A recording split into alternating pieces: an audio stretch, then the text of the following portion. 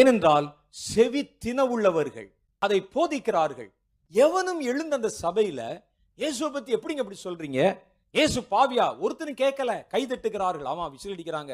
ஆமாங்க, அவ்வளவு பெரிய கொடுமைக்காரர் இருக்கே, வந்து அங்க பரலோகத்தில் இடம் கொடுத்தா நம்ம என்ன தப்பு செய்தோம் என்று சொல்லி இவர்களுக்குள்ள ஒரு துணிகரத்தை.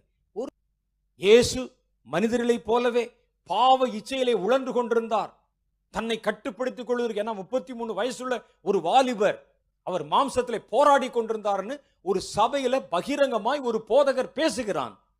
சபையார் யாரும் கேட்கல. இயேசு நம்மை போலதான் ஒரு பாடுள்ள மனுஷனாய் இருந்தார்.